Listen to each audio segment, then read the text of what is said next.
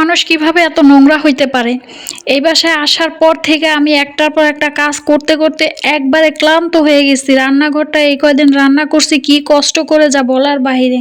এত নোংরা করে রাখছে পুরা রান্নাঘরটায়, যে মহিলা কিভাবে রান্না করে খাইছে জানি না, বা এই বাড়িওয়ালা কখনো বাসার ভিতরে ঢুকছে কিনা তাও জানি না।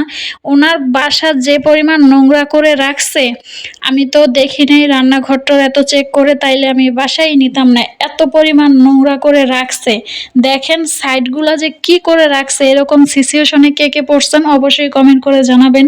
তো এগুলো আমি একা মানুষ কিভাবে যে একটা বাচ্চা নিয়ে এত কষ্ট করে যে এগুলা পরিষ্কার করছি। 7টা 8টা বাজে সকাল কাজ ধরছি, আমি 3টা 4টা বাজেও এগুলো শেষ করতে পারিনি উঠাইতে। এই যে ক্লিন করার পর নিজের কাছেই শান্তি লাগতেছে।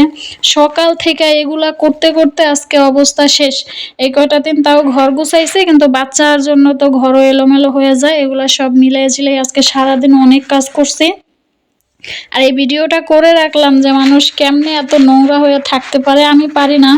আমার আর কিছু করি না করে আমার ঘর পরিষ্কার থাকা লাগবে।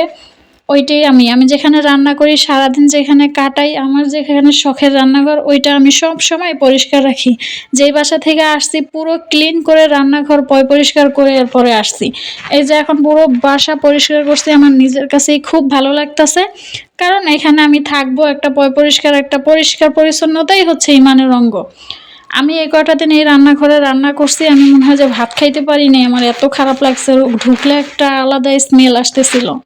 তো এইরকম সিচুয়েশন কার কার সাথে হয়েছে জানাবেন।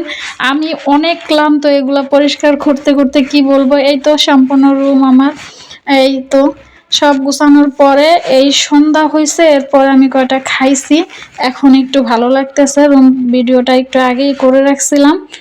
তো এরকম কার কার সাথে হয়েছে একটু জানাবেন। আমি যে বাসা থেকে আসছি খুব পরিষ্কার করেই আসছি, আমার সাথেই এমন হয়। ভালো